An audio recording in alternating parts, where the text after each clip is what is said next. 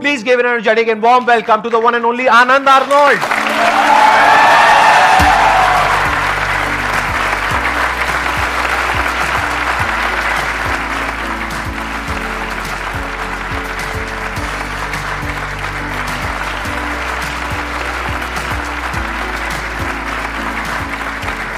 कैसे हैं जी आप? बढ़िया। आप अपने जर्नी के बारे में थोड़ा सा बताएंगे कि कहाँ से आपकी जर्नी शुरू हुई बॉडी बिल्डिंग की? बॉडी बिल्डिंग की सर जर्नी तो ऐसी थी, मेरे डैड जो थे वो इंडियन एयरफोर्स में थे, तो अच्छे खासे हट्टे कट्टे अपने टाइम के बॉडी बिल्डर लगा लो, एथलीट लगा लो, फुटबॉलर थे।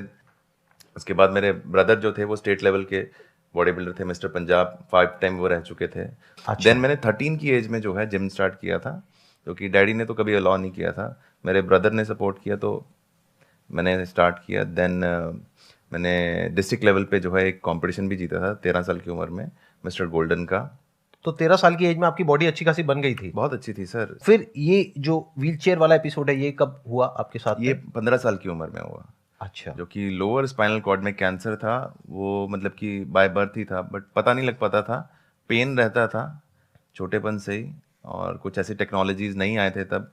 बट जब 15 साल की उम्र में जब सीवियर अटैक पड़ा, फिर उन्होंने एक MRI के लिए भेजा, तो उसमें सारा कुछ आ गया, तो बहुत ही क्रॉनिक था। और किस स्टेज पे था वो कैंसर? वो ऐसे था कि अगर मैं सर्जरी ना करवाता तो विद इन 1 वीक डेथ हो जानी थी। और वो सर्जरी कराने के कितने टाइम बाद आप रिकवर हो पाए? सर्जरी कराने के बाद तो मैं डिप्रेशन में चला गया था 3 साल तक।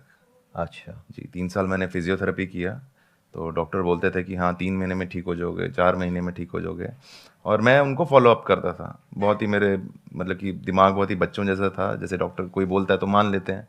तो डॉक्टर ने मेरे को रियल मतलब कि जो सच्चाई थी वो नहीं बताना चाहते थे कि हाँ भाई तू कभी ठीक नहीं होगा अभी। ये बात आपके पेरेंट्स को पता थी? पेरेंट्स को पता थी, फैमिली आपको नहीं पता थी? मुझे नहीं पता थी। मेरे तो ड्रीम्स थे कि यार मैं 18 साल के बाद मैं बुलेट लूँगा, मैं ऐसे करूँगा, वो करूँगा, बॉडी बिल्डिंग स्टार्ट करूँगा।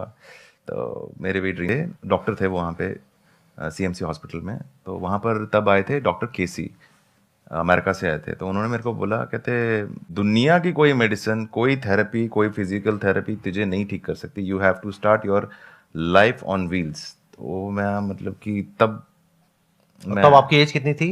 मैं 18 साल का था।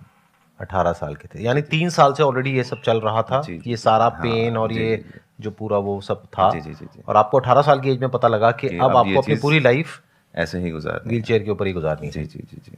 तो फिर उसके बाद क्या था आपका उसके जो बाद तो I रिएक्शन think, था या आपका जो मेंटल स्टेट था? हाँ, उनके ऑफिस से बाहर निकला जब, तो मेरे तो आंखों से आंसू स्टॉप नहीं हो रहे आई थे। अंडरस्टैंड। और मेरा दोस्त था उस टाइम पे, अमित गिल, वो मुझे लेके आता जाता था। तो जब वो आया तो उसको सब डॉक्टर्स ने बोला ये क्यों रो रहा है ऐसे ऐसे करके, तो वो कहता मुझे पता नहीं। फिर वो मुझे ऐसे ही घुमाने ले गया, तो वो कहता था यार तू एक दिन ओलंपिया, मिस्टर ओलंपिया बनेगा, तेरे आगे पीछे लोग घूमेंगे, ऑटोग्राफ लेंगे, सेल्फी लेंगे। तो मैं मतलब कि सोचता था यार ये बंदा पागल है, ये क्या बोल रहा है, मैं तो व्हील चेयर पे बैठा हूँ, है ना, तो ये बंदा ओलंपिया की बात कर रहा है। मैंने देखा था कि 2018 में आप Yes, मिस्टर yes, ओलंपिया जी। में सिल्वर मेडल जीते जी, थे। सिल्वर मेडल और best poser of the year. अच्छा जी, best which is a very big thing. I think mister Olympia में आज तक इंडियन ने कोई मेडल लेकर नहीं आया है। और I think mister Olympia is the biggest yes, platform. कोई उससे ऊपर और कोई प्लेटफॉर्म नहीं है इन प्लेटफॉर्म टर्म्स नहीं। ऑफ बॉडी बिल्डिंग, जी, राइट? जी। आई थिंक आपने 50 से ऊपर अवार्ड जीते हैं हाँ, अभी तक? 50 से तो ऊपर, पूरा मेरा कमरा भरा हुआ है पूरा। तो सारी ट्रॉफीज, मेडल्स, ये जी, वो और जी। ये सब कुछ। अभी एज कितनी है आपकी? 35। 35 ईयर्स। जी। इसका मतलब आपके दोस्त ने जो प्रेडिक्ट किया था आपके बारे में जी। कि एक दिन ऐसा होगा, कि ऐसा कुछ जी, होगा, बिल्कुल, तो वो सच हो गया। 100% वैसा ही। तो देखा जाए तो आपकी सक्सेस में उनका भी बहुत बड़ा हाथ है, आपके जो फ्रेंड है। हाँ, आई थिंक उसका मुंह है, हाथ नहीं है, मुंह है।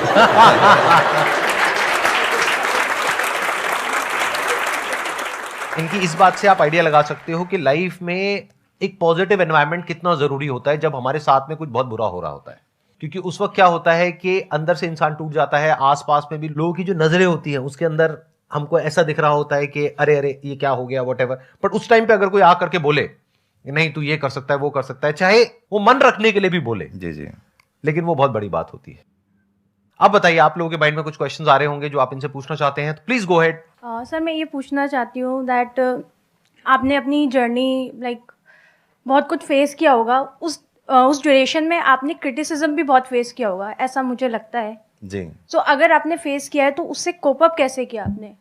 देखा जाए तो हर एक की लाइफ में स्ट्रगल है, और अभी भी स्टिल मैं स्ट्रगल कर रहा हूँ। अभी भी मुझे लोग ट्रोल करते हैं, कुछ अच्छा करने जाओ तो भी ट्रोल करते हैं। अभी मैंने जयपुर में अपना कंपटीशन करवाया था, उसका नाम था आनंद आर्नोल्ड क्लासिक। तो मेरा ये विजन था उस चीज़ को लेके कि जैसे आज की डेट में first Indian wheelchair body builder मैं हूँ। घर से जो उठ के और भी एथलीट्स आए जो व्हीलचेयर पे हैं और वहाँ पर आए, और आज की डेट पे उनको बड़े बड़े जो शोज़ हैं वहाँ पर बुलाते हैं, उनको स्पॉन्सरशिप दी जाती हैं, और आज की डेट में 30 बॉडी बिल्डर्स जो हैं वो all over the India compete कर रहे हैं और बहुत अच्छे लेवल पे कर रहे हैं। तो ट्रोल लोग जो हैं हमेशा आपको करते हैं, चाहे आप अच्छा करो चाहे बुरा करो, ठीक है ना, लोगों का काम है बोलना। ये हमारे ऊपर डिपेंड करता है हम उस चीज़ को कैसे लेते हैं। आपके संघर्ष को नमन 100 बार। ये कहना चाह रहे थे सर कि अभी की जो सिचुएशन चल रही है, लोग किस चीज़ को लेके? सर मतलब स्ट्रगल लोग कर रहे हैं, सभी अपने जीवन में स्ट्रगल करते हैं। तो सर अब ऐसा होता है कि कभी डिमोटिवेट होते हैं लोग, बच्चे हैं और लोग हैं जो पढ़ रहे हैं अपने अपने फील्ड में। तो कुछ लोग तो हैं जो सर की मोटिवेशनल वीडियोस देख के लाइक मैं, तो सर वो मोटिवेट हो जाते हैं और लाइफ में ठीक ठाक करते हैं। लेकिन सर कुछ ऐसे लोग हैं जो सिचुएशन अभी बनी हुई है, कोटा में देख लीजिए सर, जो बच्चे सुसाइड कर लेते हैं, तो वो सर उस सिचुएशन को कैसे ओवरकम कर पाए, कहाँ कमी रह जाती है कि बच्चे ऐसे डिसीजन ले लेते हैं कि वो अपने जीवन को ही खत्म कर देते हैं सर? एक टाइम मेरा भी ऐसे ही था, मैं भी कुछ ऐसे ही सोचता था, पर मैंने उस नेगेटिव एनर्जी को मैंने पॉजिटिवली यूज़ किया। जब हम पेन में होते हैं ना, तब हमारे में इतनी ज़्यादा ताकत आ जाती है कि आपने सुना होगा कि पहाड़ को भी एक बंदे ने काट दिया था जी। तो वो बंदा उस पेन में था, उसका एक सोच थी कि उसने उस चीज़ को पूरा कंप्लीट किया। तो हमको सिर्फ यही करना है कि नेगेटिव नहीं जाना, हमेशा पॉजिटिव देखना है।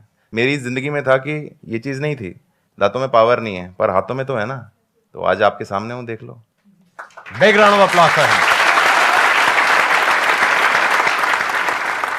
सर मेरा कोई क्वेश्चन नहीं है, मेरा बस एक छोटी सी रिक्वेस्ट है सर। आप एक्चुअली मैं यहाँ पे मतलब कि मोटिवेट तो मैं सर वीडियो देख के भी हो जाता हूँ, तो मैं यहाँ कुछ स्किल सीखने आया हूँ। वो है सर मेंटलिज्म का, जो आप कुछ दिन से एक्ट परफॉर्म कर रहे हैं यहाँ पे। उसकी मेरी फीस है 1.5 लाख रुपए।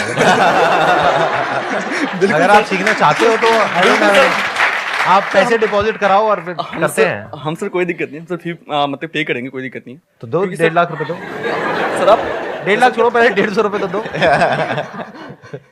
तो सर आप अगर हमें मतलब हमें भी सिखा दे तो क्या पता हम भी आगे चल के यूट्यूबर बने और हम भी वहाँ पे मतलब आपके साथ बैठे। आपने भी कहा है सर और हम सब ने माना और प्लस सर ने करके दिखाया कि आसान है सब कुछ। सर आसान कुछ नहीं होता। सर ने कहा है और सर है आसान सर, आपने सर कर नामुमकिन भी कुछ नहीं होता। आपने सर कर दिखाया जी, है आसान। आसान नहीं था, ये कहना चाह रहे हैं कि आसान था नहीं, और आप लोग भी गलत समझ जाते हैं। जब मैं बोलता हूं ना आसान है तो आपके माइंड में आता है सब कुछ आसान है। अरे कुछ भी आसान नहीं है। मतलब ये है कि सब कुछ बहुत मुश्किल है। ये जिस फेज से निकल करके आए हैं दैट वाज वेरी डिफिकल्ट, बहुत मुश्किल था। लेकिन अगर उस वक्त ये बोलते कि बहुत मुश्किल है, मैं यहां से नहीं निकल पाऊंगा, मैं कुछ नहीं कर पाऊंगा, तो एक ऐसी स्टेज आ जाती जहां पे जाकर के बोलने लग जाते मुश्किल के बाद में नामुमकिन है, इम्पॉसिबल है, मैं कुछ नहीं कर पाऊंगा। अगर ये उस वक्त अपने आप को बोले आसान है, और अगर वो झूठ भी है, और अगर ये माइंड में बैठ जाए कि नहीं आसान है, मैं कुछ कर सकता हूं कर सकता हूं कर सकता हूं, तो वहां से एक थॉट प्रोसेस चेंज होने की पॉसिबिलिटी पैदा हो जाती है। जी। सर मैं ये साथ में बैठे हैं, जब आप इंडिया में कॉम्पीट करते हो तो आपके लिए बहुत आसान है इंडिया में कॉम्पीट करना, लेकिन जब आप ग्लोबल प्लेटफॉर्म पे जाते हो जैसे कि मिस्टर ओलंपिया, जी जी। तो वहां तक तो बहुत लोग सोचते ही नहीं है। नहीं, नेवर। तो वहां तक सोच पाना और वहां पर जा करके कॉम्पीट कर पाना और जीत के आ पाना, जी। इसका मतलब कि आपके माइंड में कुछ ऐसा है कि आपको कुछ बड़ा करने में, यानी जो आप पास में कर चुके हो, जो सक्सेस अचीव कर चुके हो, उसको आप एंजॉय नहीं करते हो बैठ करके। नहीं। आप ये सोचते हो नेक्स्ट बड़ा टारगेट Next क्या बार है, क्या करूंगा। हाँ और जैसे ही हम वो सोचते हैं तो डर भी लगता है। जी। बट मैं उसको डर नहीं बोलता हूं, मैं उसको थ्रिल बोलता हूं।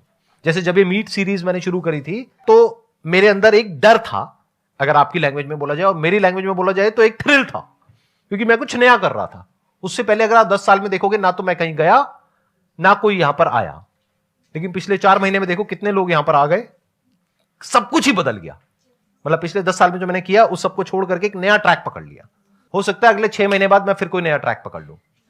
Not attach to my past success और failure, I am not attach to my future success और failure, I am attach to doing something new, क्योंकि वहीं पे थ्रिल है, वही जिंदगी है। समझ रहे हो? कुछ नया क्रिएट करना ही तो लाइफ है।